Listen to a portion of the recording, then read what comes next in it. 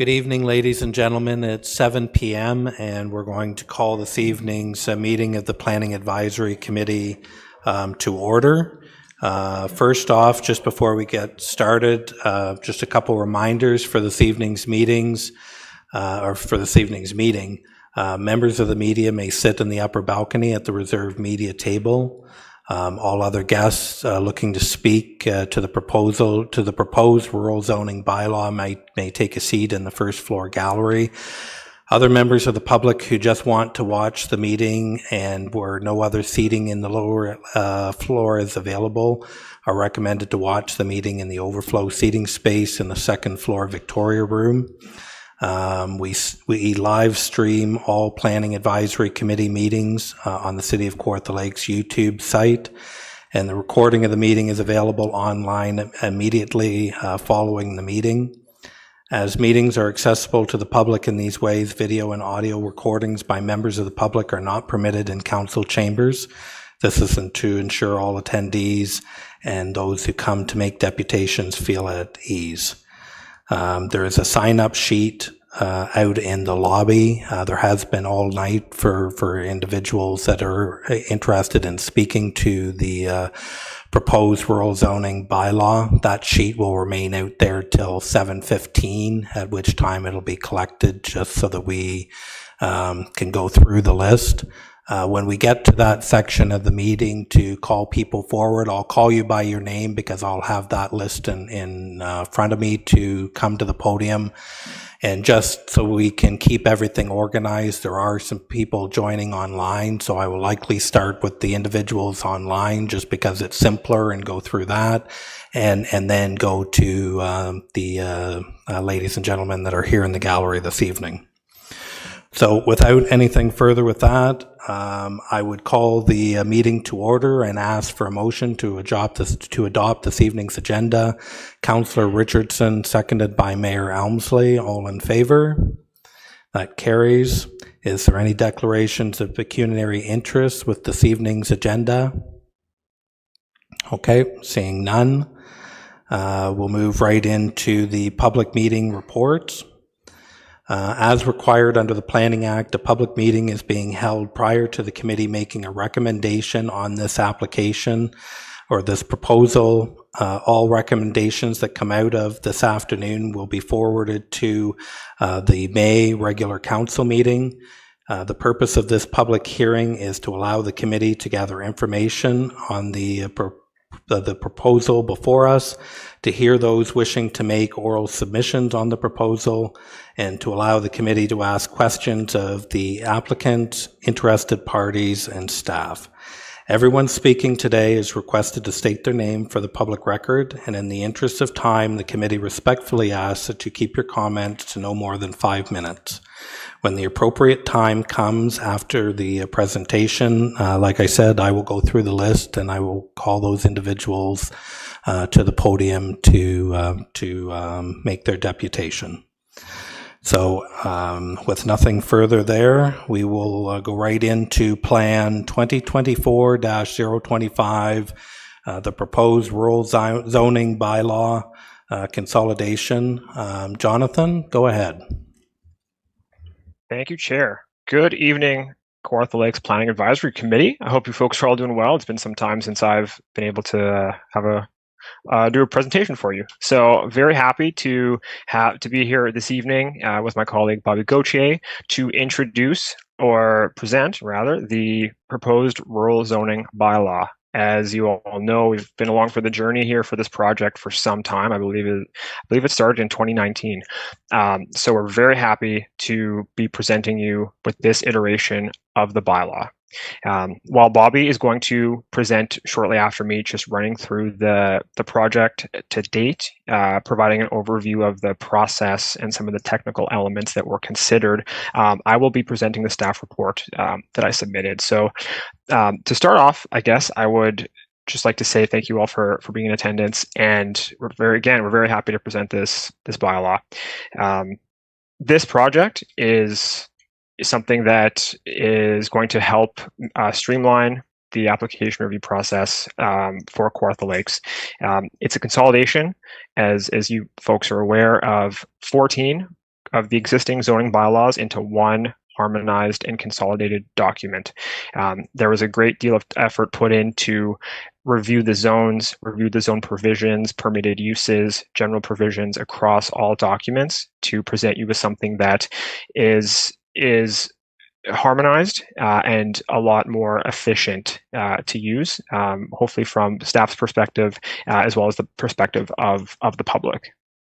So work undertaken has been broken down into about 3 phases, as described in the report. Much of this information was also presented at the August 2023 statutory public meeting that we held, so I'm not going to spend too much time on that background, but I would like to touch on what we've kind of done since that statutory public meeting. So since the statutory public meeting last year, we extended, there was a motion to extend the commenting period by, I think it was about 30 days, extended to September 15th, 2023. Since then, around that time period or shortly thereafter, we received about 50 or 60 comments that we've compiled and have been shown in one of the appendices of the staff report. Largely, they are site specific. So those are comments or questions that a property owner has put forward regarding solely their specific property. What does the zoning bylaw mean for them? Perhaps floating an idea for a proposal for a use or something in the future, and really how does it affect their property and their rights to develop on said property. You'll see from the comment response matrix that responses were provided to all these individuals, and conversations still were ongoing.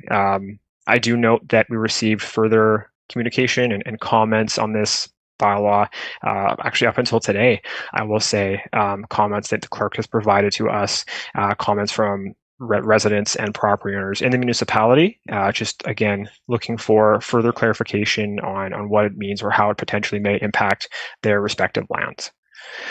I will note that between this evening's meeting and the council meeting where we would look to present this bylaw, we will be compiling and preparing another comment response matrix that will detail everything that we've captured since the circulation of the bylaw, which kind of leads me to my next point in the report.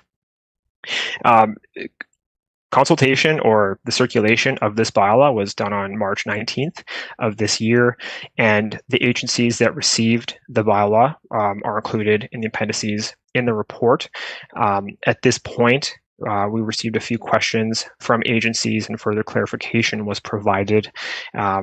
Public consultation or public notice was also provided in a number of ways. I would like to thank staff for supporting in that effort.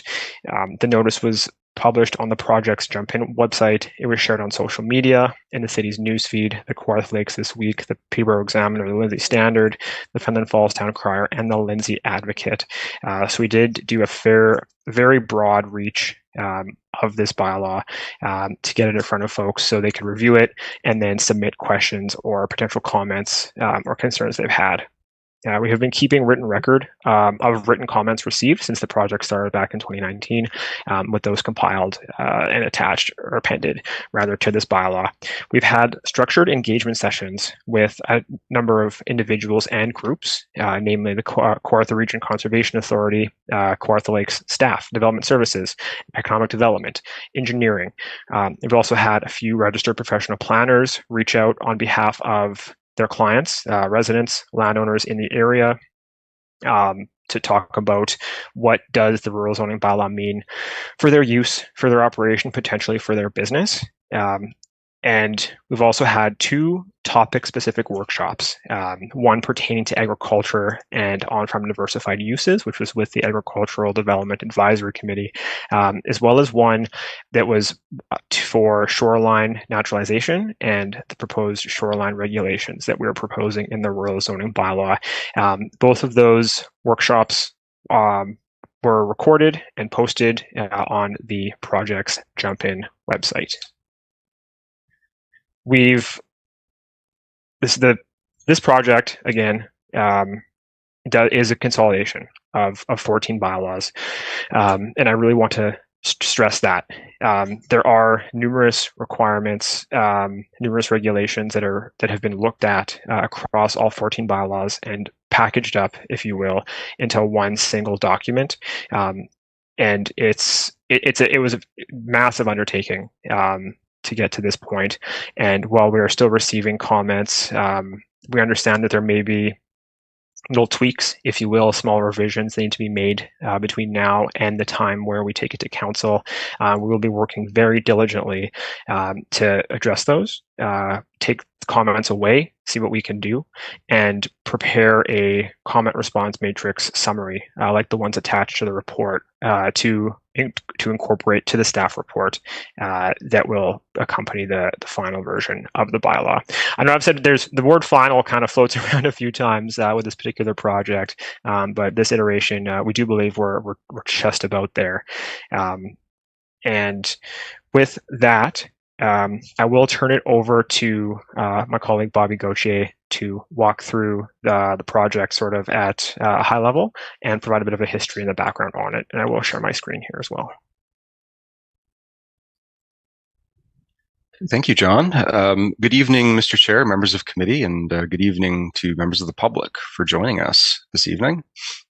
As John said, my name is Bobby Gauthier. I'm a principal with WSP, and I've been managing the zoning bylaw review on the consulting team side since its inception in 2019.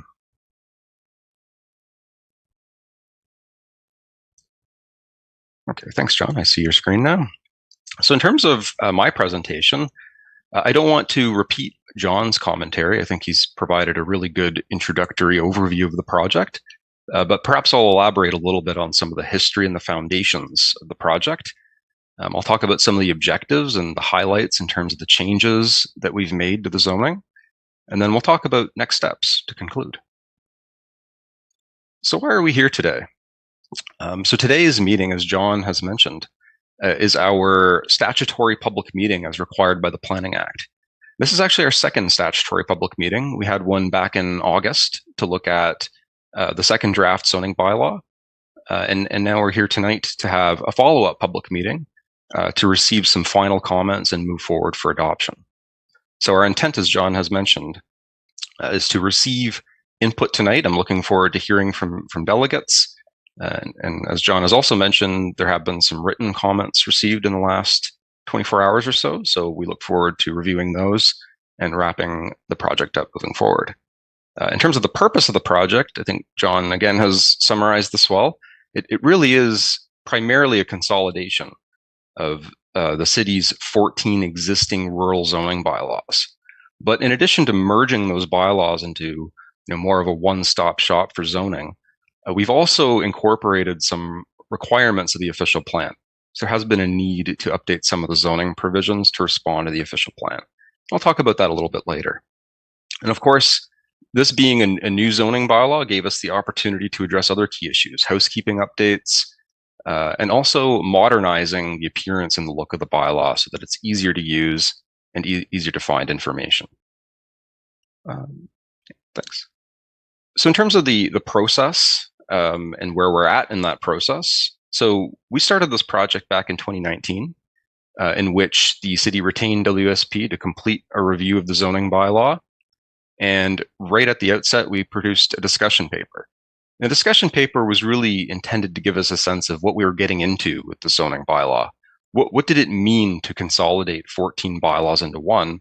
And what were some of the key directions of the official plan that we had to implement?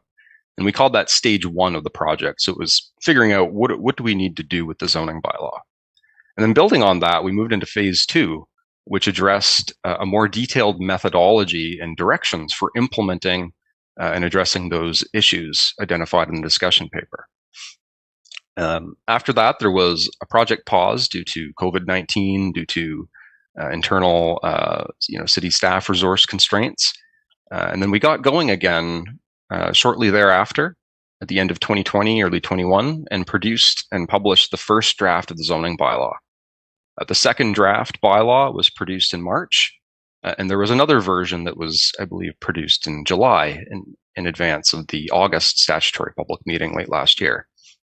And so we're here today to present the final draft of the zoning bylaw with the intent of finalizing this document for adoption at a subsequent meeting of council. So what is the rural area? So first, we have to acknowledge that this project is scoped just to include the rural and the agricultural lands of the city. So there are some urban settlement areas listed on the slide that are not part of our study area. And we also have not updated zoning for the Oak Ridges Marine Conservation Plan area, which is a swath of land at the far south end of the city. The intent is for the city to undertake an urban zoning bylaw update in the future. So this was kind of the first phase of the city's intent to modernize its zoning. And at some point in the future, the city will initiate an urban zoning bylaw review. Next slide. So talk about what the zoning looks like currently in the city. As I mentioned, the city is subject to 14 separate zoning bylaws. And each of those zoning bylaws is different. Different requirements. They were passed at different times by the previous municipalities before amalgamation. And so one thing that we heard loud and clear from the public was the need to have more consistent standards across the city. Due to the nature of the existing zoning, your neighbor may actually be subject to different zoning provisions, even though there aren't really different official plan policies. So that's something that we wanted to address, was to create more fairness across the city. There's currently over 200 zones that make up the zoning for the land in the rural area. And there's also over 1,200 site-specific exceptions. And that's a normal thing. So it's oftentimes council will pass a zoning amendment as a result of a development application, and that usually results in a site-specific exception zone. So over time, there have been hundreds and hundreds of them that have accumulated across these 14 bylaws. And we've taken, through this process, we've reviewed those and incorporated them into the new bylaw. Next slide, please. So fundamentally, the basis for the new rural zoning bylaw is principally the existing zoning. We've gone through, like I said, a consolidation and a harmonization exercise, which was detailed in our background reports. And then the official plan, I would say, forms the other critical input into this project. In fact, it is a legislative requirement that we ensure that the new zoning bylaw conform to the policies of the official plan. So that is a requirement that we've been working to address. Next slide, please. So I've mentioned a number of times the City of Kawartha Lakes official plan. And for those in attendance that don't know what the official plan is, the official plan is actually quite a key land use planning and policy document. Whenever council makes a decision on a development application, it's reviewed against the policies of the official plan. Likewise, this new zoning bylaw must conform to the policies of the official plan. And the official plan is newer than the current zoning that applies in the city. So there's a need for us to update the zoning to conform to the official plan. And what that means at a high level, in terms of what does conforming to the official plan mean? Essentially, we want to be ensuring that the new zoning bylaw is not more permissive than the policies of the official plan. So if the official plan prohibits a certain use in an area, like for example, many urban land uses are not permitted in the prime agricultural areas, then we need to make sure that the zoning reflects that level of permission. There are also some policies in the official plan that are directive. For example, there are some requirements for shoreline naturalization, and we've opted to recommend that those be incorporated into the zoning bylaw, as I said, to meet that statutory requirement of conforming to the official plan. So that's kind of a little bit of background around how the official plan has influenced this process. Next slide, please. So the final draft zoning bylaw, I would say, takes a very modern structure and a modern approach to a zoning bylaw. I won't go through all of this in detail, but if you're curious about how the bylaw works, Section 1, the administration and interpretation provisions, just help kind of explain how to read the bylaw and how it gets enforced. You'll find the list of all the zones that you see on the maps in Section 2. Section 3 includes definitions. And if you've used a zoning bylaw before, you'll know that the definitions are critical to ensuring consistent interpretation and application of the provisions. The general provisions, parking and loading facilities, provide requirements that are applicable to all the zones, and then the subsequent chapters provide the requirements for individual zone types. Chapter 13 is where you'll find those exception zones. I mentioned earlier, the city's accumulated hundreds of them, and we've reviewed and incorporated them, carried them forward, I guess I could say, into Section 13. And Section 14 is what brings the bylaw into effect. So in addition to the text of the bylaw, you'll also be interested in the maps and the schedules that accompany the bylaw. So the maps and the schedules are available on the city's website, as John has mentioned. You'll find the zones established on Schedule A. And there are also some other general requirements that are shown in some other schedules. And those requirements for wellhead protection areas and the floodplain elevation cross sections for the Burnt River are associated with certain provisions of the bylaw, and those pertain to implementing policies of the official plan. Next slide. So responding to policy and input, again, just sort of an overview of how the project has unfolded. So in 2019, 2020 is when we worked on our background work, the discussion paper, the issues and methodology report. And those have been publicly posted for quite a long time. Those gave us the direction and the basis for writing the first draft bylaw. But of course, as is normal with a zoning bylaw, it evolved through the process. And so ultimately, we've released a total of 4 versions of the zoning bylaw, with the final version anticipated to come forward shortly after this meeting. So essentially, we've gone through, I would say, a very iterative process of building on previous versions of the bylaw and refining it over time and documenting what those changes were.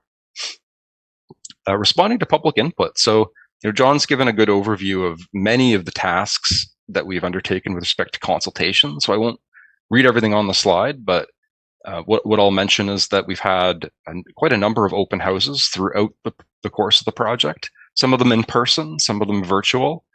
I'll also acknowledge and also would like to thank the involvement of the Rural Zoning Bylaw Review Task Force and their contributions to the project, and that's been a regular recurring meeting. And there have been some separate stakeholder and public workshops that have helped to inform certain aspects of the zoning bylaw. So overall, there has been quite a long and consistent consultation process. As I mentioned earlier, we had a statutory public meeting in August of 2023, and it was determined that there was a need to extend the commenting period. So now we're in a position where we've addressed those comments in the matrix, and we're hosting this statutory public meeting as this, I think, final formal opportunity for input. Next slide. So in terms of what's changed in the most recent version of the zoning bylaw, so attached to the staff report are comment response matrices. So you'll find that, if you've submitted a written comment, there should be a response to that in that report. And I think we've been thorough in that regard. In terms of the nature of the comments and the types of edits we've made, I think as John has characterized earlier, many of the comments were mainly pertaining to confirming zoning information. I think there were a few comments that resulted in some correctional updates.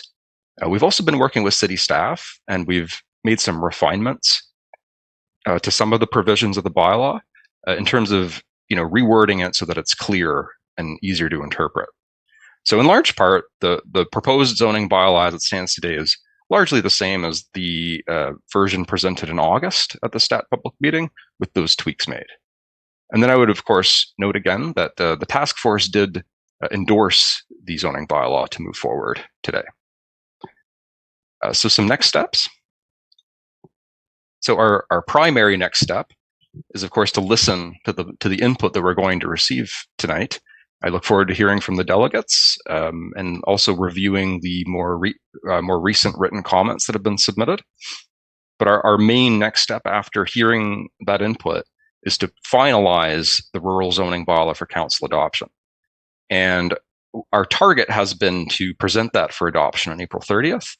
But I think internally and with staff, I think we have to strategize a bit and respond to the comments that we received recently, and just make sure that we're closing the loop on the different final comments that have been submitted. But our intent would be, as John has emphasized, to move forward as quickly as we can, recognizing the duration of the project. And further to that, I would also just kind of acknowledge the point that the adoption of the rural zoning bylaw would not represent the closure of zoning in the city. I still think that there's many opportunities to continue to refine the bylaw. I think the new bylaw that we're putting forward is a very, very significant step forward, as John has said, in terms of improving administration, streamlining staff activities, and reducing effort on addressing development applications. But in addition to that, I would anticipate that the city will probably undertake an official plan review in the near future, and there likely will be other zoning updates to follow the official plan review. Because while we have implemented the current official plan, I think it's about 10 years old or so, subject to some recent amendments, and we do see a need for some further work to update the bylaw in the future. But I think we've taken it as far as is possible at this point, and very proud of all of the hard work that's gone into it. And I think it sets the city up for much better administration moving forward. I think it's a great achievement. So staying informed, all of the documentation I've discussed in the presentation is available on the website, jumpinkawarthalakes.ca. You'll find a link to the project website. Please also contact John DeWortz with any final thoughts and submissions. And I think with that, I would thank everyone for listening and look forward to the input. Thank you. Thank you. Committee, any questions of Mr. DeWortz or Mr. Gauthier at this time? All right, seeing none, then we're going to move into, is there people online to speak, Joel? No? Okay, so it looks like everybody who wishes to speak this evening is right here, so we're going to start from the list and go right down. Just a reminder to everybody, I've got a couple, looks like 2 or 3 pages of people wishing to comment and give input. So if we can keep those comments to 5 minutes to give everybody an opportunity to go through. And right off the start, when I start to call people's names out, I'm going to apologize right now if I mispronounce anybody's name. And when you come to the mic, please feel free to correct me so I don't continue to call you by the wrong name for the rest of this evening. So with that, first up, I have also, with the number of people that are on this list this evening too, right, if you have questions or comments to make, and if there's somebody that's earlier on has touched that, feel free that when I call your name to just say that your item or your concern has already been covered, and we can move on. Every issue is going to be documented tonight, and the comments taken back as the planners have already discussed and answered, and feedback given to everybody, right? So it doesn't matter in this process tonight if the same thing's said 100 times. It's all being documented, okay? So first up, I have Darlene Callan. Yep, just come up to the mic.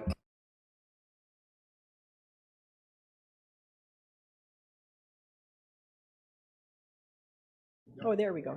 Okay, thank you. I just have a very brief comment, and I have submitted it already, but just drawing attention to Mr. Derwitz spoke about kind of closing the loop and loopholes, and with the previous experience we had with the Ontario Land Tribunal, just that they, and looking at on-farm diversified use, instead of saying that it exceed a combined total in terms of an area, they had said that it needed to be consolidated into one area / portion that didn't exceed that size. And then also the stipulation that there be some wording in there to indicate that it needs to be a farmer making that request for on-farm diversified use. So those are my comments, and thank you very much. Okay, if you can just stay there for just a second. Committee, any questions of Ms. Callan at this time? Okay, thank you very much. Yep, you might as well leave it on. I think we're going to be here for a while. Next on the list, I have Jim Greenside.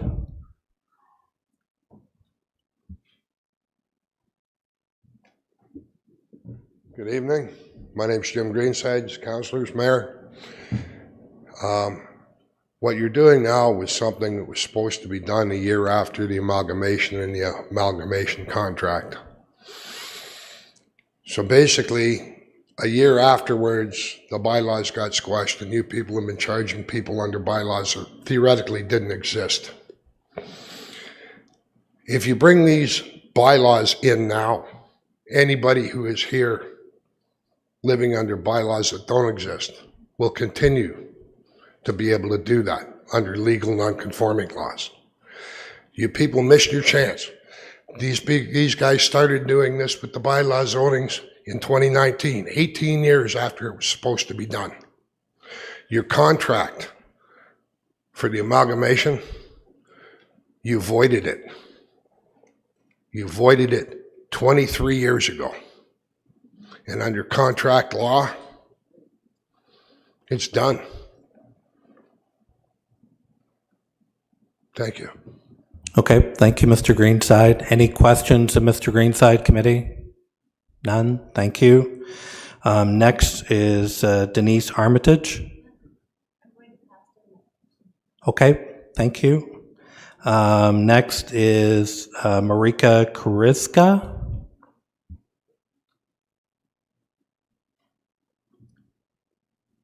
Good evening, staff and council. My name is Mirka Kriska. I don't think you need my address. If you do, please let me know. And I am here to oppose a rural zoning bylaw amalgamation. We need our farmers, we need our farm, we need our food. We also need our land rights. Without that, it's a mess. So thank you very much. Thank you, Ms. Kuriska. Any questions, committee, this time? None? Okay, thank you very much. Brian Bartley. My name's Brian Bartley. My wife and I operate a farm in the geographic townships of Laxton and Digby. I have several concerns with this bylaw that I've outlined in more detail in my written submission. My overriding concern is that this bylaw is in conflict with the City of Kawartha Lakes Official Plan 2012. Specifically, the official plan calls for a more restrictive set of uses for prime agricultural land, Section 15, and defined as having Class 1, 2, or 3 soils, and a more broad set of permitted uses for rural designation land, Section 16, comprising Class land 4, 5, 6, and 7. The official plan permits rural designation lands to be used for limited low-density single detached dwellings, active and passive recreational uses and facilities, agricultural-related commercial and industrial uses, dog kennels, farm implement dealers, golf courses, ski resorts, farm markets, public and private infrastructure, public parks, utilities, ecotourism, agritourism, livestock and auction barns, nurseries, greenhouses, abattoirs, forestry management, sawmills, hunt camps, in addition to any permitted uses on prime agricultural land. The rural designation outlined in the official plan would also permit the severance of a lot for a retiring farmer. The final draft consolidated rural zoning bylaw ignores the official plan designations of prime agriculture and rural and lumps all the agricultural class lands 1 through 7 into one AG classification, and for the most part applies the more restrictive use requirements of the official plan prime agricultural designation to it all. Further, the proposed bylaw generally imposes a much more restrictive set of uses on agricultural land in the northern geographic townships than is presently the case under the existing zoning bylaws. These existing zoning bylaws are largely consistent with the official plan 2012 rural designation and are more reflective of the existing land uses in these areas than the proposed bylaw. I submit that the proposed bylaw should be amended to apply the rural zoning designation as described in the City of Kawartha Lakes official plan. Point 2. I pointed out in the submission on April 1st, 2022, a lack of communication to property owners regarding this project. I was informed late March of 2024 that the project information was posted in local newspapers, on social media, and the city website. There are no local newspapers available in my part of the municipality.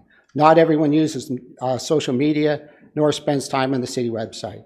It appears that the project email contact information changed at some point between April 1st, 2022 and now without notice. In fact, I think the email that was up there at the end of that presentation was also out of date. At least I've sent several emails there since September and got no response. I did not see any response to my April 1st, 2022 email until I contacted the clerk's office 2 weeks ago regarding this meeting and was provided a comment matrix document that included responses, not all satisfactory, to my concerns. Point 3, I brought up the issue of home industry in my comments of April 1st, 2022. The response printed in the comment matrix states no changes are proposed at this time. While these are permitted uses on AG land, they are effectively made moot for most farms by a Section 4 restriction, specifically that a home industry should not be permitted on a lot abutting a water body. And a water body is defined as a body of water or a natural channel for a permanent or intermittent stream of water, including a river, spring, stream, or lake, and which may be navigable. I believe you would be hard-pressed to find a farm in the city of Kawartha Lakes that does not have at least one of these water features. This appears to be an unjustifiable and discriminatory restriction on the farming community and others on large properties. Point 4, in my April 1st, 2022 email submission, I protested restrictions on sawmills in the initial draft of the bylaw. The response was that sawmills would be classified as agricultural products processing facilities. Table 7-2 only permits existing agricultural product processing facilities in AG and AC zones. The present draft permitting only existing sawmills in the AG zone is needlessly restrictive, not consistent with past precedent in Northern Township zoning bylaws, and in conflict with the official plan, at least when it applied to Class 4 through 7 agricultural land. I more generally question the advisory committee's priorities in permitting only existing agricultural products processing facilities on AG and AC zone lands, which in addition to sawmills would include flour mill, egg grading station, fruit and vegetable storage, grain elevator, and so on, while at the same time permitting cannabis processing facilities in all agricultural zones. Point 5, an exception should be added to Part 4.11.2 to permit hunt camps on lots that do not have frontage on an improved public street. Hunt camps are normally located in locations remote from roads. That's mine. Okay, thank you, Mr. Bartley. Committee, any questions? Member Barkwell?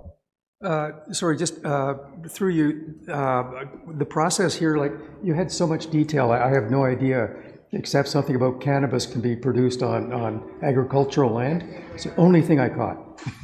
So I just wonder, Jonathan, are you going to, you've answered some of his questions, are you going to give us we are going to circle back to Jonathan and Bobby to answer questions that have come up tonight. Okay, just like normal. Yep. Okay, great. Because I think you probably had a lot of good issues that you wanted dealt with, and I just want to be sure we get each one of them.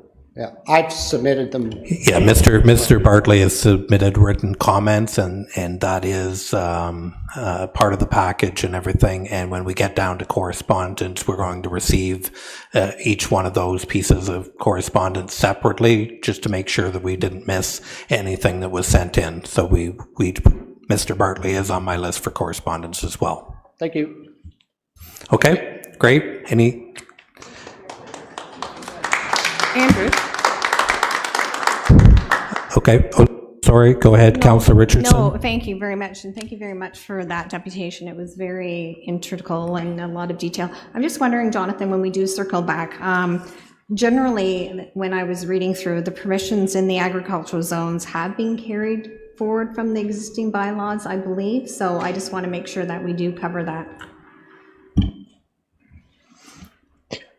Through the chair to Councillor Richardson, yes. And to Bobby's point earlier about how there are some zones, how your neighbor per se could have different use permissions than yourself.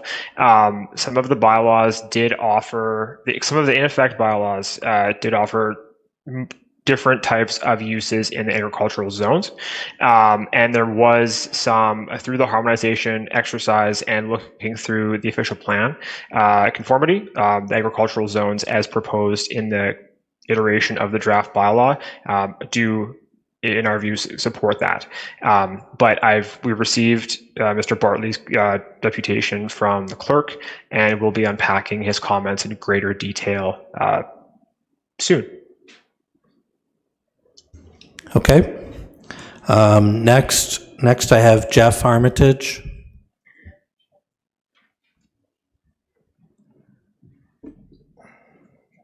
Well, that was awful nice to hear from Mr. Barkley. It sounds like he's really dug into this 380-page document. Thank you very much. Good evening, Mayor and staff, council members. I'm going to get it out. I strongly oppose the rural zoning bylaw amalgamation in its entirety. It is a global plan with a negative consequence. During COVID, it was drafted by WSP Global, a global firm with 168,000 employees in 193 countries, with ties to the UN, G7, G20, World Economic Forum, World Food Bank, World Health Organization, just to name a few. So that document's a 380-page document. Only a few have seen it in this municipality, and very few understand it. It's very comprehensive. God bless this gentleman for looking into it like he did. I've asked for the last 12 contracts from WSP for this region under the Freedom of Information Act, and I've been denied. To this day, I've got nothing. They're appealing it before I receive it.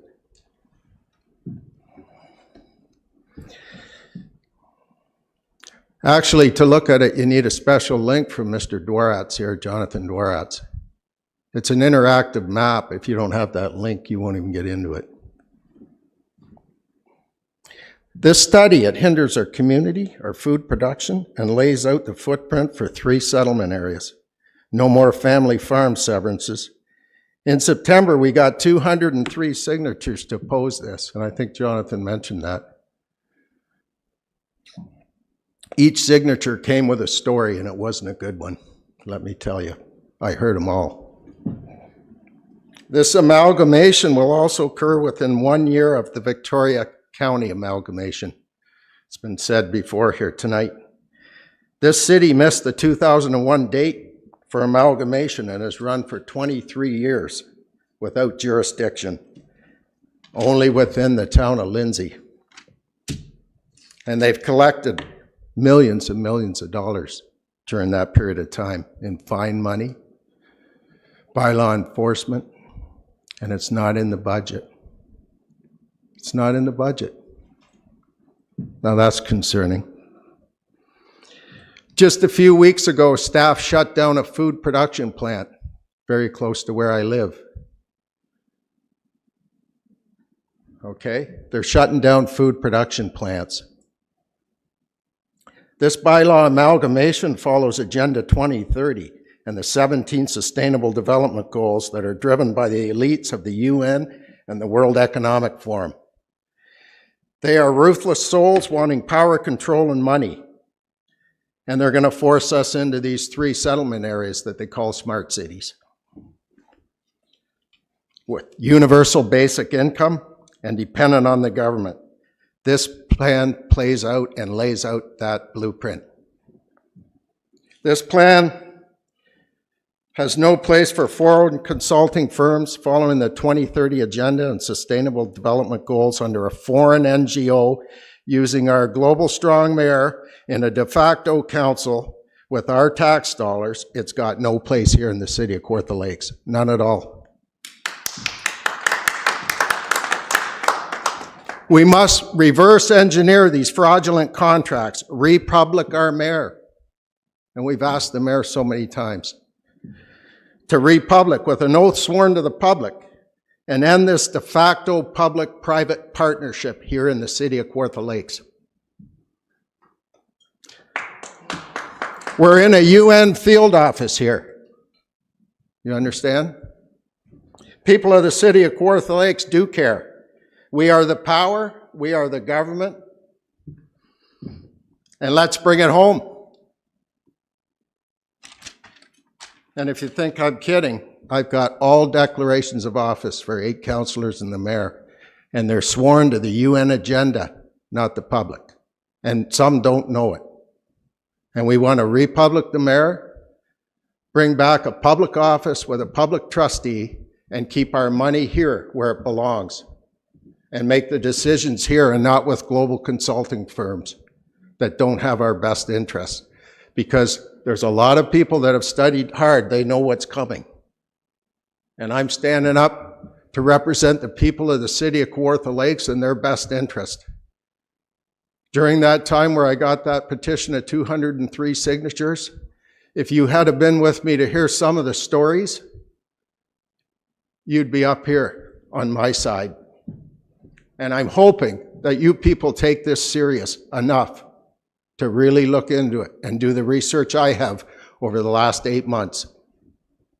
Thank you for allowing me to speak.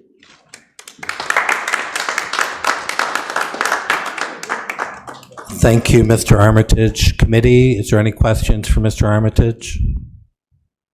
Yes, please. Any questions? Okay, seeing none. Thank you.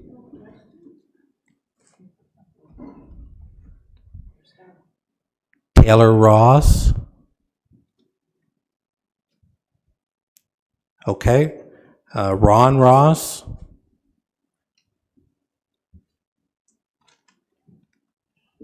Yeah, my name is Ron Ross, and I've been going through some of the rezoning stuff with Andrew, and Doug Emsley was out at my place a year and a half ago, I guess now, and you know, we're still struggling to get stuff done. We're still arguing about who's taking over some land on County Road 6. Just want it done. If you want 2 meters of land, take it for free. I don't care, but I don't see where I need to take and pay for severances. You don't want some cornering on some land, take it if you want. But you know, we've been 4 years March dealing with this matter. Just everything seems to take time and take money. I gave checks a year ago to do another severance on another farm dwelling I'd done. They weren't cashed. I was come in to take and reissue new checks. Nobody wanted to come down from the development department. I was there for 45 minutes. I go in 2 weeks later because they're going to need this consent form, and if it's okay to say, Mr. Carroll does deal with my matters. You know, moving forward, I go in and I reissue the checks, and then I still get things saying that it can't be consented because I short paid because the new charges in 2024 or more. I feel that it's not my problem. You guys didn't cash your checks, you know, and they were stale dated, and I am held accountable for, you know, basically your mistakes. You know, Mr. Emily stood in my yard at 915 Laurenville Road, and, you know, we were hoping to get this project done. And, you know, once again, a year and a half later, we're still fighting the problem. I made the recommendations with the new septic. I put in the new 400 amp service. You know, Susan Murchison is in our building department. They allowed an outbuilding to be built on the septic system, which I was going to change weepers at my expense for your guys' mistakes and move them to the south. Couldn't do that. I'm going to alter the systems. You know, she wanted to run septic up north on Rock, where I said, let's move to the south. I hired a Brad Clark or Dave Clark. I'm not sure the guy's name for sure at this moment. You know, all of a sudden everything gets passed, gets to go to the south of the property, and there's just constantly issues, and you know, it's cost me a lot of life issues, and over the last 4 years, and I think that with everybody what they're saying, things have to be resurrected or changed or made simpler, or cash the checks when I give them, so it's not my problem. So I don't know. So understood. that's all I have to say. Understood. Thank you, Mr. Ross. Committee, any questions for Mr. Ross at this time? None? Okay. Thanks, Ron. Thanks, Andrew. Doug Shaw.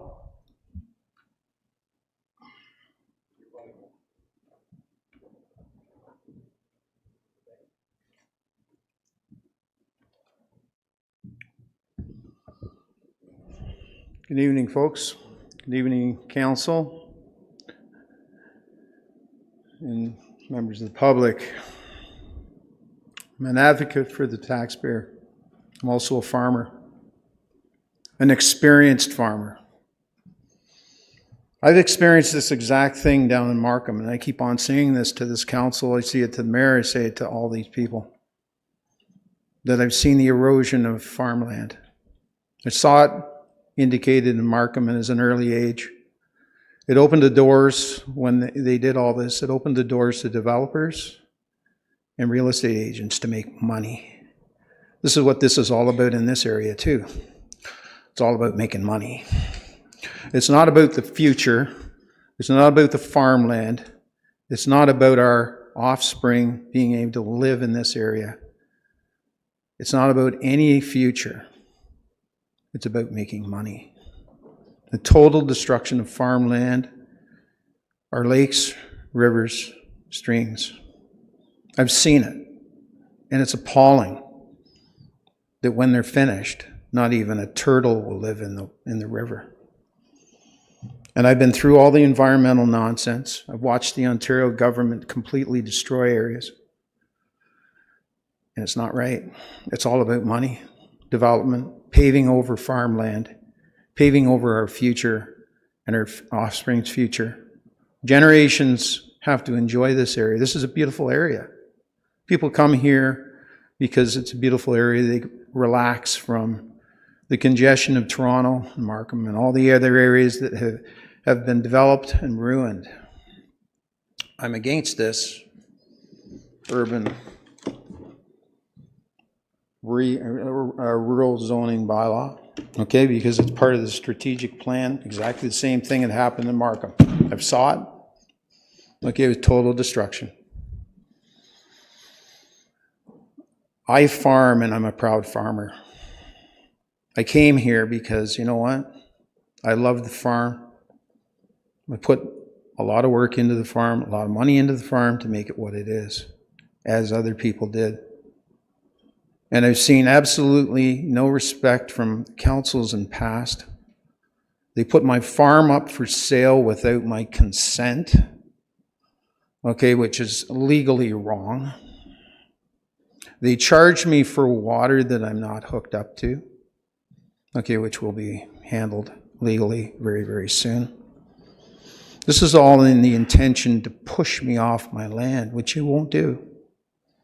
Now, Mr. Flatto, which I've had experience with in Markham, and I know how this man works, he puts the agenda on low-cost housing, only to put the services in so that he can pave everything. And I've seen it. I know Mr. Rantula. I've had the experience from him. I know what his agenda is in this area. And if he can't follow through with that agenda, then he'll move somewhere else because he only has 9 other communities going at the same time. He really cares about making money, doesn't he? I'm sorry that I have this, but you know what? It's from the heart because I've seen this and I've seen the total destruction. Where does it end? 320 acres per day of good prime farmland disappear in Ontario. Where does it end? Does it end by clearing out all this council? Does it clear by getting rid of Mr. Ford, Mr. Trudeau? Because you know what? It's not our families that are going to exist here. It's families from far away. And that's not right. We're taxpayers. We have the right to make the decisions on how this community moves forward and the protection of farmland. You know that there's 1,400 acres of land that was passed by this council, which is A1 farmland. That's all about making money. Thank you.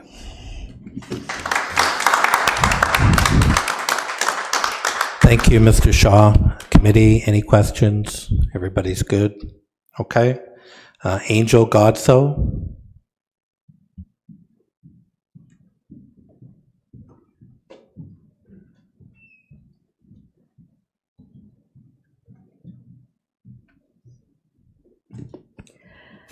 Good evening, Advisory Committee. Thanks for having me today.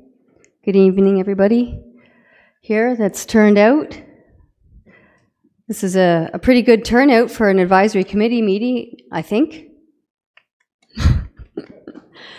I am strongly opposed to the rural bylaw rezoning, rural zoning bylaw restructure. Did I say it right? I did read the plan a few months ago, and aside from the fact that WSP doesn't have any confidence from me because they won't disclose the contracts that we've asked for, it's very irresponsible to limit agricultural products production, and I think we should all really think about that. That's not sustainable. That's the opposite of sustainable. All these plans that are saying they're green and they're sustainable, they're really giving us the opposite. We were illegally amalgamated over 20 years ago. We were told that we'd have greater savings and better service, and we got the opposite. We need to go back to the former ways. We need to republic. This zoning restructure is the death toll of our small towns. And we can't have it. That's all. Thank you, Ms. Godso. Doug Carroll.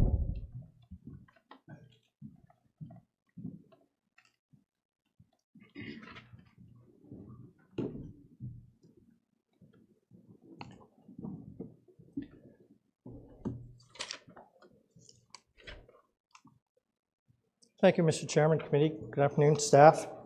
Sorry, good evening. Mr. Chairman, I'm here representing several of my clients.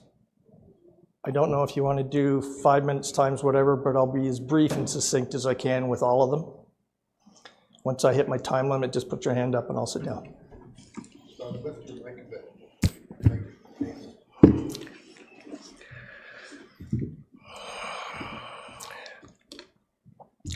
I'm aware that staff has directed the consultants to not include zoning bylaw amendments tied to consent applications. The reason given is these types of amendments involve agency circulations and commentary. I'm not aware of a separate list of agencies to which a consolidated zoning bylaw has to be sent over and above the list of agencies prescribed for which a site-specific zoning bylaw has to be sent. I don't think that's a planning justification for the direction given by the city to its consultants to not incorporate on the schedules to the zoning bylaw, the draft zoning bylaw, the changes that have been applied for by the property owner, reviewed by the abutting neighbors, reviewed by the adjacent neighbors of land, reviewed by the plan review agencies, reviewed by other city staff, to which there have been no objections by any of the participants in the processing of those planning applications for consent. It simply takes a direction from the city to the consultants, have the planning technicians change the map schedule A-B-26 for this property from whatever the zone symbol is to the zone symbol that conforms to the official plan, conforms to the growth plan, and conforms to the provincial policy statement. Less than 15 minutes. I don't know what the hourly rate for a planning technician is or the two gentlemen working for WSP. But I don't think it would amount to the few $1,000s that it's going to cost the property owner to pay for the application afterwards, to go through a very similar process, save and except the notice of that zone change would go to property owners within 500 meters of the subject land. Those same neighbors are already aware by the formal notice of the severance application that the land use is going to change. And in the case that I'm talking about, sir, the severance is for surplus farm dwellings. There is no new use proposed. There is a restriction proposed and accepted by the owners of the farmland that their retained agricultural land, which is consolidating with one of their adjacent or abutting farm operations, will not be permitted to have a residential use. All the agricultural uses are permitted to continue. I think that's unfair. I think it's inappropriate. I also don't think it's an efficient use of public and private taxpayers' money. There have already been delays experienced by the city staff and consultants in processing planning applications in accordance with the statutory timeframes. The property owners in those situations have the right to appeal for lack of a decision. I'm not aware of any that have, because that too is an additional cost to both them and to the taxpayer. I would ask that the Planning Committee consider recommending to Council that planning staff be directed to apply the AC zone, the Agricultural Consolidation Zone symbol, to agricultural and rural land that is to be consolidated with non-abutting agricultural and rural land.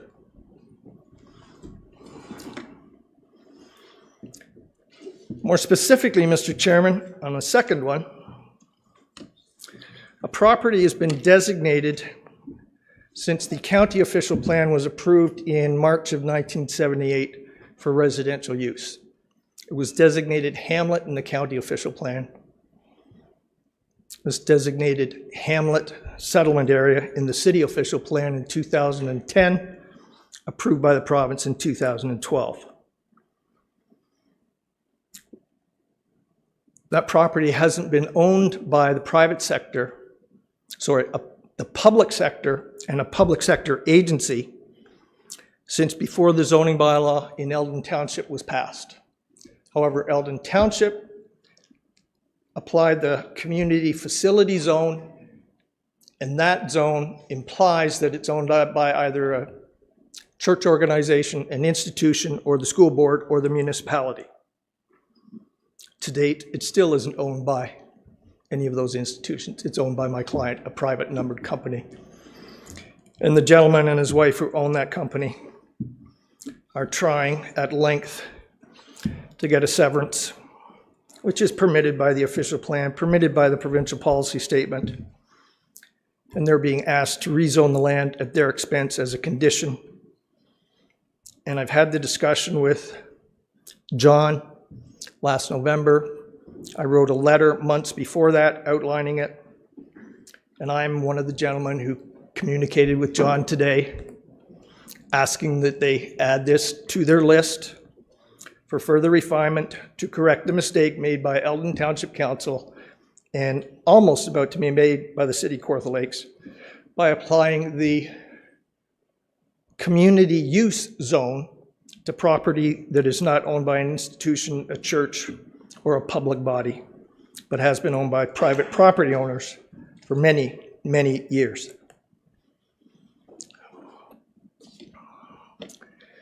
Similarly, there's an estate in the family that was designated resort estate in March of 1978. Resort estate means residential use.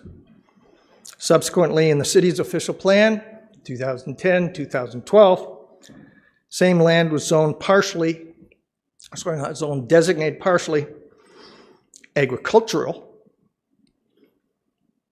Development Policy Area 9 and Hamlet Settlement Area. So since 1978, this land has been designated for residential use, not commercial use, not industrial use, residential. As with my previous comments, I made the same request of John in June of 23, through our conversation in November of 23, and again this morning.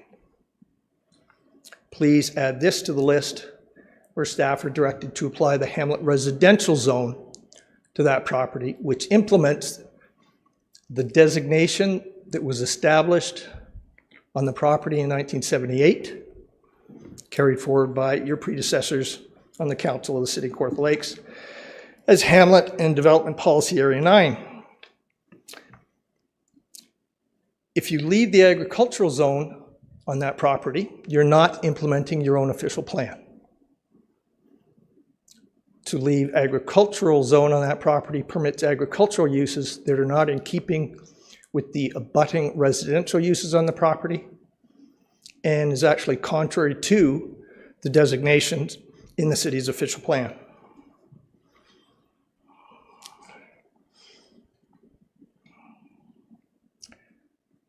Third one, Mr. Chairman. On a private road, north end of the city, a back lot was created. Back lot was created for residential use. The property fronts on a private right-of-way. My client gains access to his property not from a public road, but from a private right-of-way. He needed a minor variance to get a building permit to construct a dwelling on that property.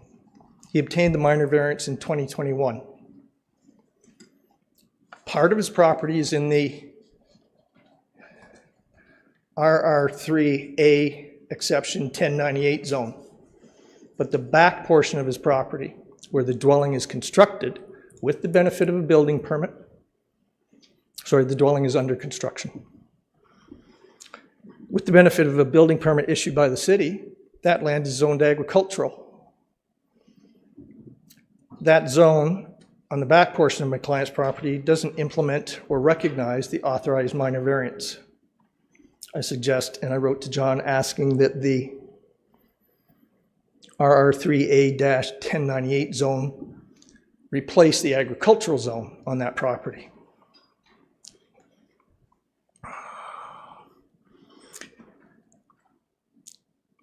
I'm aware that the consultants have been asked to not support undertaking site-specific zoning amendments. I've been a registered planner in the province of Ontario for many years. This is my 45th year being involved with this profession. I have not come across that approach in my time, sir. There are some where, as John mentioned, if people are asking for something new that is not permitted in accordance with the provincial policy statement, the growth plan, or the city's official plan, it's quite appropriate to refuse those requests that they be done as part of this project. But there are many that can be done with your recommendation to council, that staff be directed, staff including John and Bobby, to make those changes, go back through the matrix that you have, and look at those that can be effected in an efficient, timely manner that will not take your staff away from other more important projects that are intended to also benefit the community. How am I doing for time, Mr. Chairman? You are over your 5 minutes, and you're well into your second 5 minutes. I'm being lenient, and if you can throw me a bone, that would be great too. I will, sir. I will let you know that this project started in 2006, not 2019, when council gave the then staff the money to prepare the draft zoning bylaw. I don't know why I haven't heard anything about the 2006 version of the consolidated rural zoning bylaw in any of the information that I've read online, or in any of the comments that I've had with staff, or in any of the reports that I've read. The draft document is a very good start, and it is a very complex, confusing, perplexing process. I agree with some of the earlier comments also, This zoning bylaw, unless it establishes a second agricultural zone, appears to not be implementing the prime agricultural designation separate and distinct from the rural designation in the city's official plan.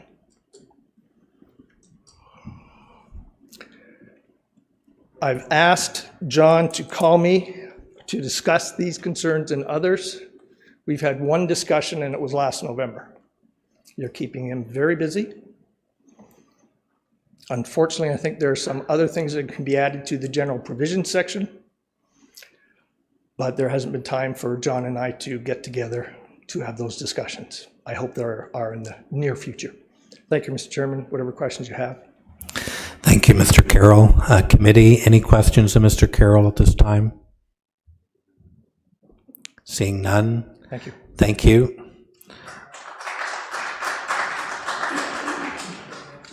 Next I have Kirsten Kelly.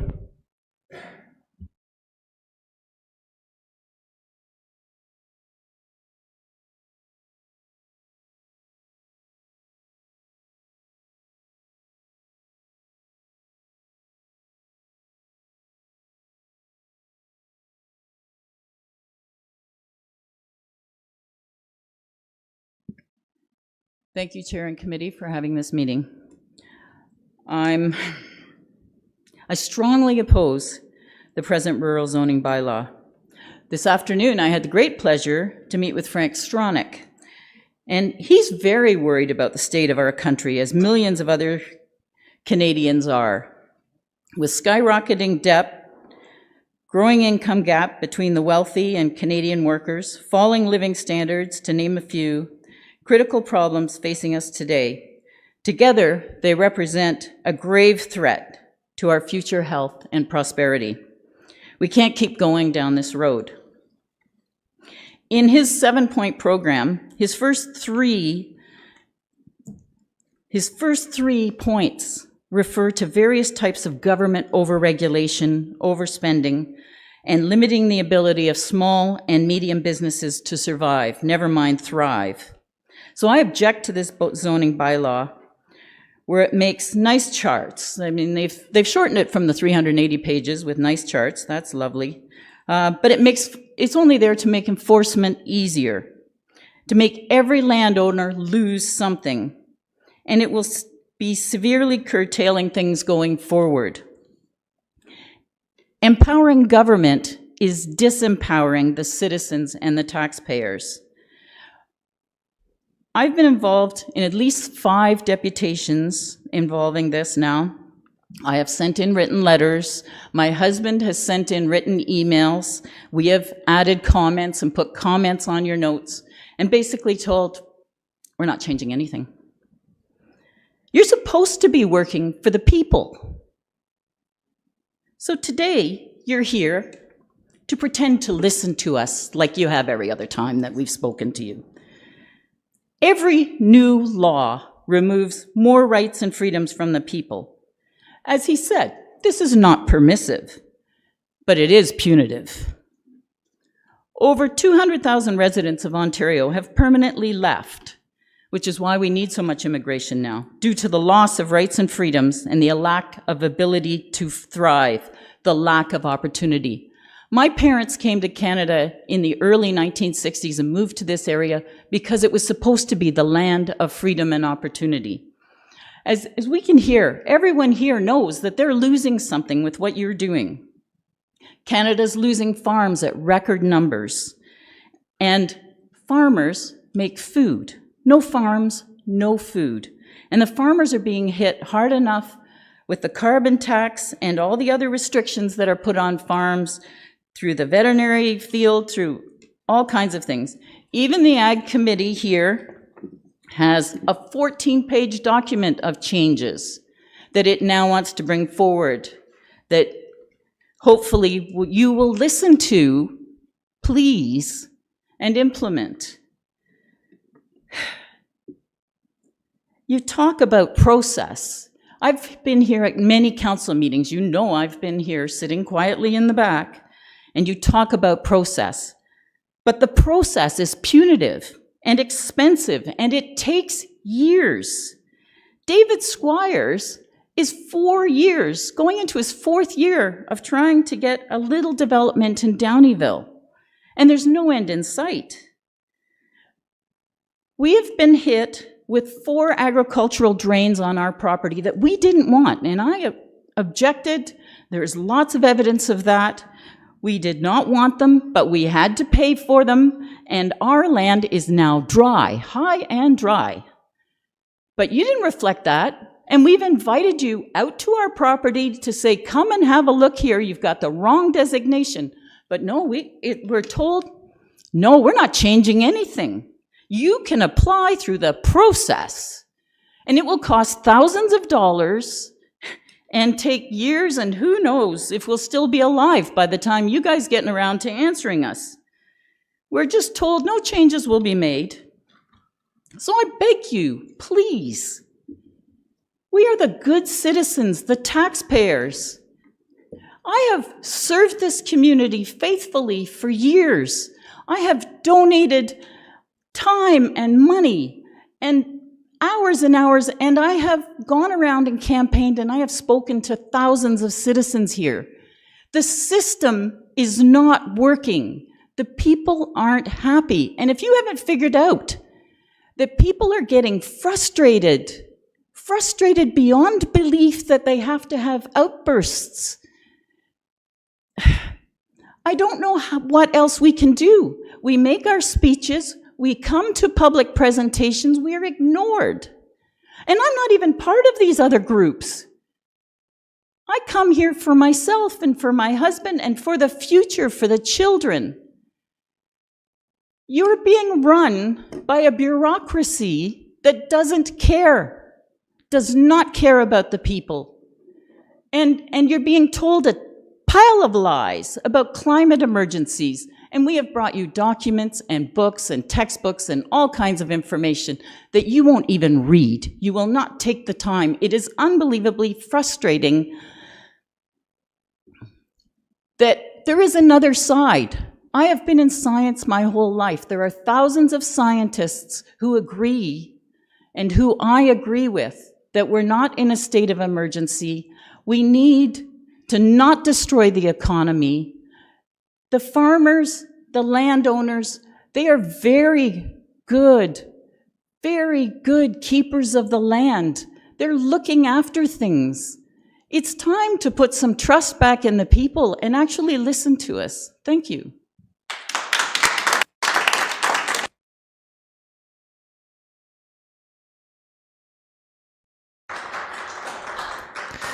Thank you, Dr. Kelly. Committee, any questions? None? Thank you. Barry Snyder.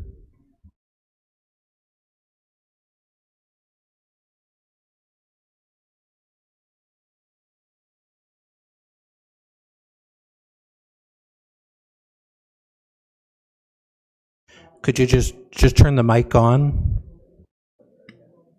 Thank you, Chair and Council, for this opportunity. I am a member of EAC, but today I'm speaking for myself. We are losing our wetlands. I saw this happening a couple of years ago, and I started documenting wetland loss in the 4 townships surrounding Lindsay.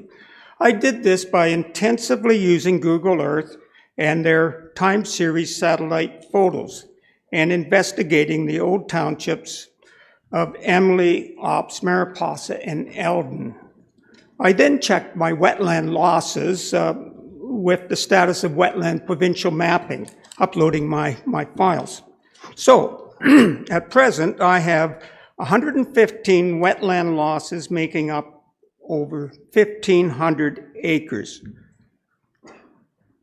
And that's in the last 12 years. That's an average of 13 acres for each occurrence, which is quite large. I'm still finding wetlands that are lost, and I can only guess what the ultimate number will be. About 95% of this wetland lost is conversion of wetlands to farmland. You know, that's wetlands to corn and soybeans. We haven't seen this level of wetland loss for at least the last 60 years. You can see the loss of wetlands in your handout. I don't know if you've got those handouts. I have digital files. I've sent some of them previously. They're updated. I can send them. You could upload them into your GIS system. Our wetlands should be protected in the new zoning, but they are not. Many of the wetlands are in the EP, or Environmental Protection Zone, and that's good. However, strangely, agriculture is specifically listed as a permitted use in an Environmental Protection Zone, and you can see that in the zoning document table 10-2. Most of the EP zoning is wetland, both provincially significant wetlands and identified wetlands, and that's wonderful. But how can a wetland be considered protected when it is converted to a cornfield? The CA's regulation clearly states that agriculture is considered interference with a wetland and is either not allowed or requires a special, difficult to get permit. What is even stranger is that the old zoning for the Emily, Eldon, and Fenland townships specifically excludes agriculture in their environmental protection zoning. It's not allowed. So we are losing our wetlands, and so why are we going backwards in this new zoning? Wetlands make up the vast majority of the new EP zoning, but the EP also includes the Burnt River flood zone, and certainly agriculture should be allowed there. It also includes some stream corridors, and agriculture should be allowed there, but ideally with a narrow buffer. So you have three types of EPs as I see it: wetlands, stream corridors, and in the Burnt River. And I would suggest deal with them separately. We are losing our wetlands. What happens is that an excavator moves in, digs out the trees and stumps, and piles these up. The next year, these large piles are slowly burnt. The land is tile drained and planted. The wetland has completely disappeared. It's gone. Wetlands are the most productive and biologically diverse habitats we have.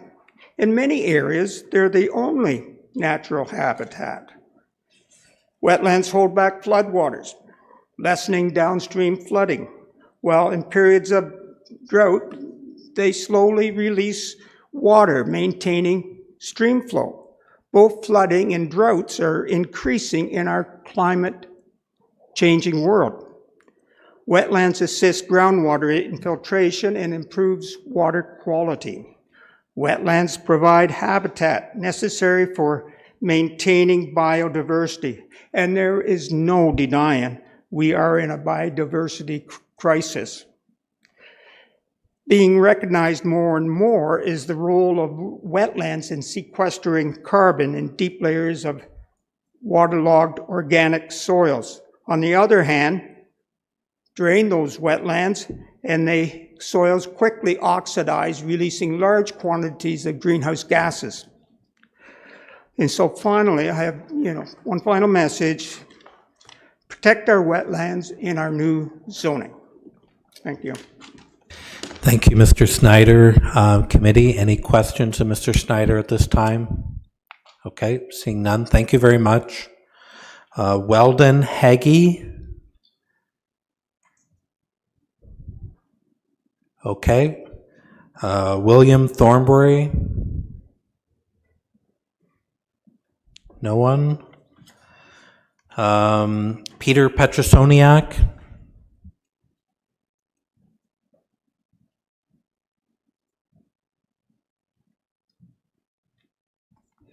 Hello, Mr. Chairman, Mr. Mayor, Councillor, Committee. I'm Peter Petrosoniak, and I just wanted to speak to a couple of issues that this rural zoning bylaw should be dealing with, and from what I've seen has not. So in a summary, or in short, I would say there are three issues. One is the small or the large buildings on small lot issue. That's like building monster homes. And this comes from, although I'm not here to talk about site-specific things, but it's informed by what we have seen. We've seen this on Cameron Lake, we've seen it on Sturgeon Lake, and now we're seeing it on Balsam Lake, and it's informed by the property next to us at the lake. That's number one. So monster homes. Number two is the issue of compatibility. How do they conform with what's around us? And I would argue that they don't. And what we're going to see is sort of a Muskokaization in this area, and I'm not sure that's what we want. Number three is site alteration. What we've seen here is that on a flat piece of land, a person, a developer has increased the site elevation by a whole story, that it's 8 feet, and has impacted, in our case, our property. We can't do anything about our property. It's done. It was allowed by the Township of Somerville, but we can do something to prevent this from happening again.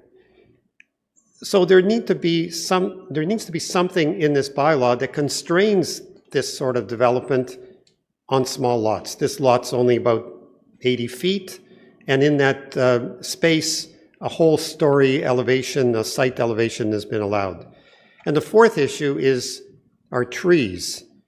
In this particular case, every tree on this 400-foot by 80-foot property was taken down. I know that there will be a tree bylaw. I know Councillor Richardson has, that's been one of the things that she's wanted. And I know that it's being brought forth to council and it's supposed to be enacted in another year, but another year is a long time. I would say that this should also be linked, just as that the tree bylaw should be linked to this one, much the same as the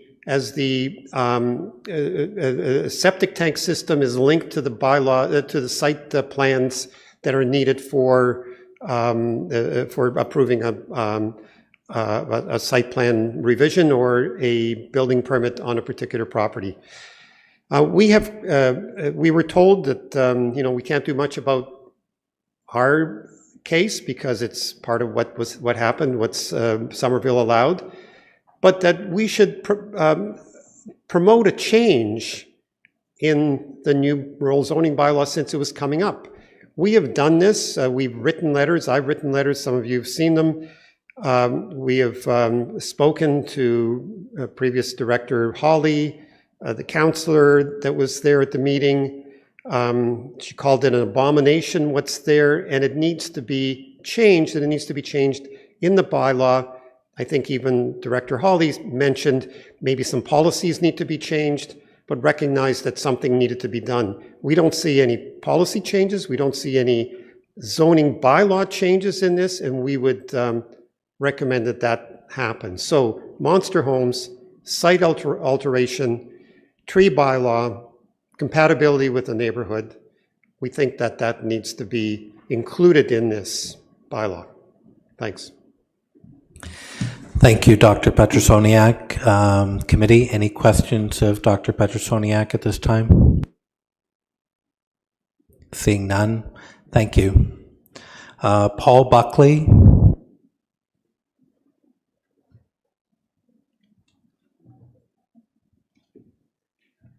Hello, my name is Paul Buckley. I farm locally and I'm on the local ag federation. I guess we have submitted comments, and so I'll just kind of speak generally to them. In general, agriculture is the main economic driver here locally, and we are not planners, so it's kind of difficult to comment on some of these things. I can give a couple specifics, but I feel like, and our committee too has some concerns with the engagement with local ag and things like that. With ag being the main driver, we did see that there was some engagement. On our previous comments, we submitted one of them. We didn't have a whole lot. was looking to engage with this process, to have someone come out and give a presentation, because there's a lot of questions that we have that are difficult to pull out of this document. We didn't get any response to the comments we sent in. I'm just aware now that there's this matrix that exists, but we were not, so it's been kind of hard to give any constructive comments. We have been made aware that the Ag Advisory Committee has a very lengthy document. They've been able to spend a lot more time. But I've heard from people on that committee that there are some concerns that were not addressed with the initial round that they sent in. So they're coming back with those comments. We would in general support most of their comments. Again, like, we have a bit of a hard time comprehending some of the planning pieces. But we, like myself personally, I had some calls just yesterday with people showing a clipping from the Peterborough Examiner talking about this meeting, and that was the first they kind of heard of it. So it's yeah, with this addressing ag and rural lands, it would be nicer to see some outreach to some of the local ag committees, because there would be some good feedback and some constructive feedback. So that's just kind of a general comment. And then to kind of a couple specific things we saw, looking at, I think they're called the hamlet boundaries, so the boundaries that go around the small communities. A lot of those did not seem to align with the property boundaries. They were just kind of a general circle drawn around. So it bisects some properties, some ag properties, and then it puts them into a future development, I think was the designation they held. So that has some implications for future development.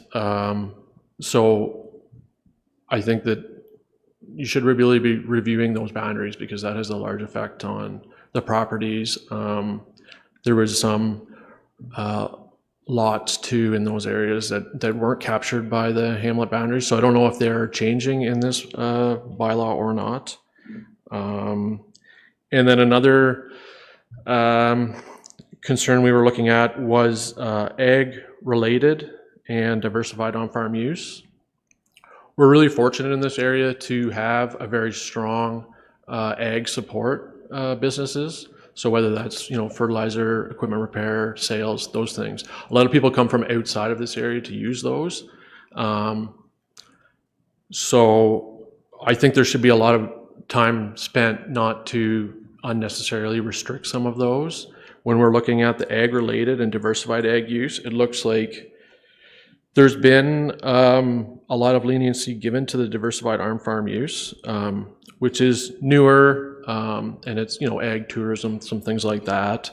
The list is very kind of specific what's in there, so I don't know how, if someone's coming with a diversified farm use that doesn't qualify to one of those quite specific things, how they would, if they would be provided some leniency to develop that. But then when we look at ag related, which I believe that is what is to kind of capture the support ag businesses, it seems to be even more restrictive than the diversified on-farm use. There's some that are actually even listed in both categories. One was commercial greenhouses. As a commercial greenhouse, it would not, you would have to go and get rezoned to ag related. Whereas if you were a commercial greenhouse for diversified on-farm use, you would be allowed to proceed. So there's some discrepancies there. And then, like, I wrote down some of the things that would be considered ag-related, but anything from, they have like workshops, warehouses, like there's a number of things that someone would hope to, or currently have on their property, that they would not want to go through like a rezoning, especially more value kind of placed on that now with the fees that have been increased substantially for some of these development applications. So those are a couple comments. Like our board, like there's, like I say, there's some ag advisory comments, quite lengthy ones, that hopefully this committee will look at. And our board, like we're very open to, if there's going to be some work done with ag advisory, we can coordinate some comments. Yeah. So, and then I would just maybe give a few comments. I don't know, just maybe some perspective on the presentation on the wetlands. If you are looking at them, there is quite a difference between wetlands proper and poorly drained areas. For agriculture, if we were to drain like a wetland proper, that's very organic soil. So we would, like, unless you're growing carrots or something like that in the Holland Marsh, those large wetlands are unfeasible to be drained agriculturally. There is some marginal lands that are drained for improvement, and I think if you look at the stats, there's been a lot more agricultural land lost, and with the loss of agricultural land to urban and homes, we can only intensify or improve existing lands. So that sums up my comments. Thanks. Thank you for that, Mr. Buckley. Just a point of clarification. So your board, are you talking the Ontario Federation of Agriculture or just... The Kawartha Haliburton Federation of Agriculture. So okay. No, thank you. We're like a smaller board of Ontario. No, I understand completely. No, I just wanted the clarification there. Committee, any questions for Mr. Buckley? Member O'Reilly? Thanks very much for calling, Paul, and for your comments. I think that there's going to be an opportunity. The Agriculture Advisory Committee and Kelly Maloney, I don't think they've had an opportunity to come and get their full impact or discussions with this. And this process is an ongoing process. It's a living document, and there's going to be an opportunity going forward to put some amendments into the official plan to probably address some of the concerns I think that the agriculture community perhaps has. Can I respond to that? Sure, go ahead. Yeah, thanks, Pat. I guess just like our concern is that our previous comments, and to my understanding, a large majority of the ag advisory like haven't been worked into the existing document. So that's kind of why we're here tonight. So, any further questions of Mr. Buckley at this time? Okay, seeing none. Thank you, Mr. Buckley. Okay, so at this point, I'm going to circle back to Mr. DeWitz and Mr. Gauthier. Is there anything that you want to circle back to with the comments and the questions raised here this evening? Thanks, Chair. Thanks everyone for speaking and attending this public meeting. To voice your concerns and opinions on the rural zoning bylaw. Much appreciated. Bobby and I were taking notes as people were speaking. I want to just thank everyone who also submitted the written pieces, like Mr. Bartley, Darlene Callan. We understand that you submitted those comments. Joel has forwarded those to us for consideration. We also have the Kelly Maloney's ADAC package, if you will, as well, that was shared with us yesterday. So while we don't have any, there's a lot to cover, I guess. Let's put it that way. Our next steps are going to be reviewing the submissions in greater detail and offering responses in a comment response matrix as described. Just kind of going through the list here, the notes I was taking. I know Doug Carroll, or Mr. Carroll, had some comments on numerous site-specific zoning requests, and through this project, rather, it's been relayed to folks, applicants, interested individuals, that this project would not entertain or consider site-specific rezonings. and whether that is related to provisional consents, so something a rezoning required to prohibit future residential development because it's in a prime ag zone.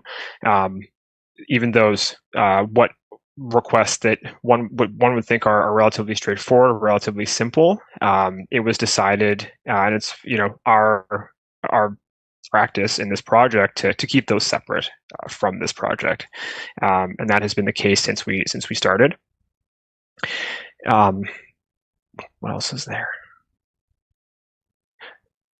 I think that's kind of it from me at the moment. Bobby, I'll turn it over to you if you had anything else you wanted to add. Sure, thanks, John. Thank you, Mr. Chair. I'll echo John's initial comments. I much appreciate all of the input. It sounds like some people have taken a lot of time to look at the document, and we'll make sure that we've resolved and reviewed all of those comments in a lot of detail. In terms of some specific responses, like as John said, there's a lot to unpack. So I do want to take it away because some of the response to the comments require an assessment of the official plan to make sure that we're in tune with that document.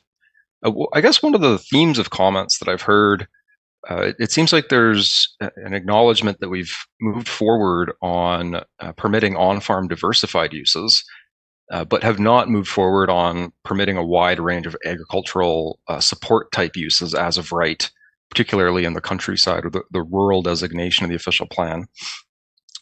As was alluded to earlier, I think that really pertains to a constraint in the current official plan, which sets out criteria for those kinds of uses. And it's difficult for us in the context of a broader project like this to confirm adherence to that criteria, because it requires a site-specific analysis.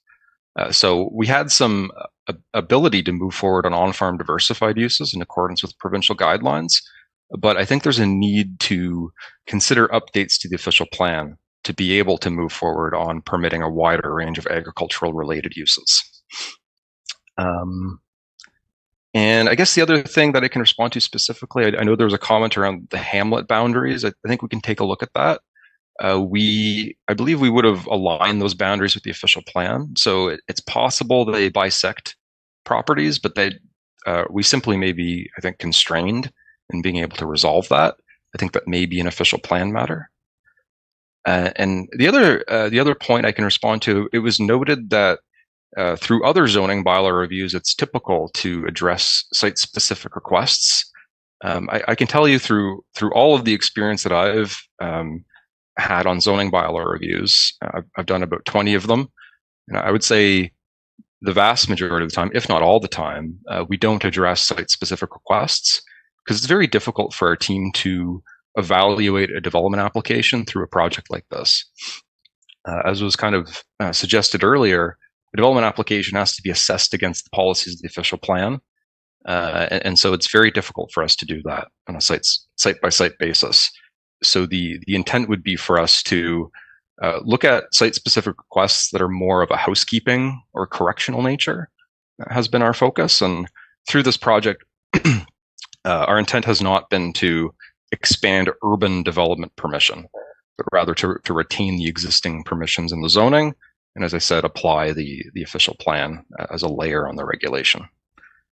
So I think those are the main things I can respond to at this time. But as John said, we're very pleased to hear all of the input and to take it away, and we'll be wrapping up our final comments matrix in response to that. So thank you very much. Okay, so at this time, so then committee, do you have any questions of Mr. Gauthier and Mr. DeWitt?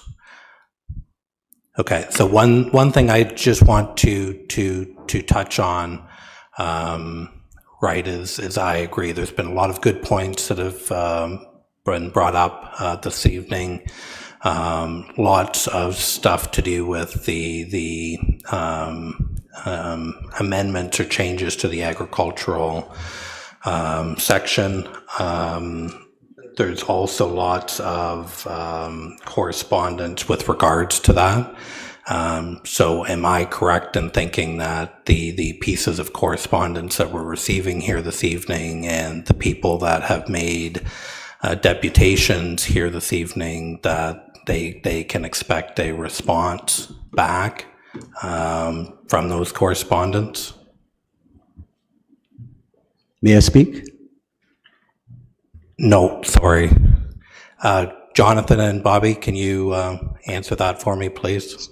Yeah, for sure. Sorry, to the chair. Yes, simply put, yes, we will be reviewing the comments and preparing responses.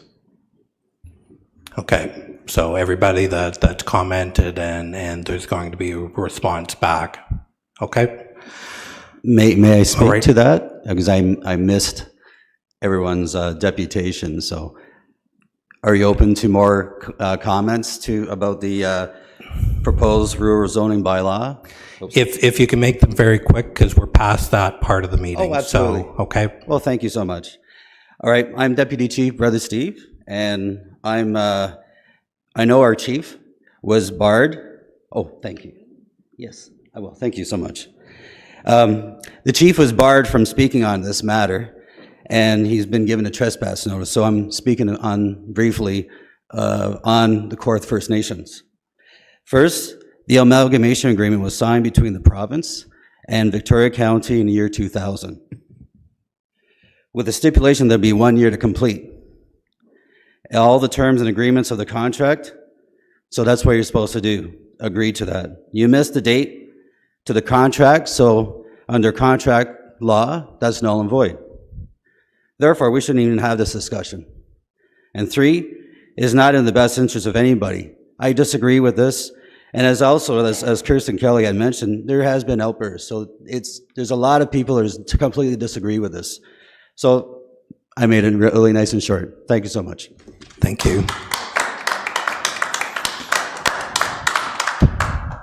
All right, so just before we get into the discussion as to what the committee would like to recommend to council, there was a lot of correspondence tonight, so I would just like to, the correspondence this evening, I would need a motion to receive them, to receive the correspondence to be received regarding the proposed rural zoning bylaw from P. Buckley, J. Trider, and R.N.L. Roddy, R. Kahar, K. Maloney, and the Agricultural Development Advisory Committee, M. Wilson, and K. Duguay, D. Kerr, D. Callan, and K. Duguay, A. Gear, and B. Bartley. Can I get that motion? Member Willick, seconded by Member O'Reilly. All in favor? Any opposed? Okay, that carries. All right, committee, what would you like to recommend to council? Member Barkwell? I'd like to move that the report plan 2024-025 proposed rural zoning bylaw be received, that the proposed rural zoning bylaw substantially in the form attached to Appendix F to report plan 2024-025 be approved for adoption by council, and that the mayor and clerk be authorized to execute the documents required for the approval of the bylaw. Okay, is there a seconder for that motion? Member O'Reilly? Discussion?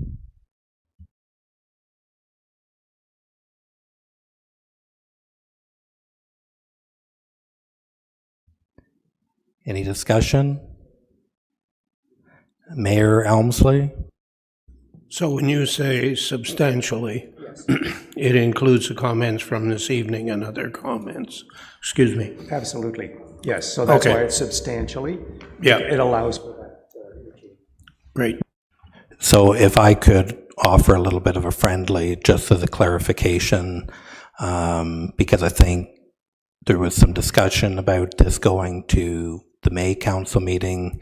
The planners indicated at the beginning of this meeting that they were targeting the April 30th planning meeting. So I would ask that part of that motion be that this go to the May 21st council meeting, only because I don't think hitting April 30th gives enough time to deal with the comments from this evening and make any changes or adjustments based on those comments.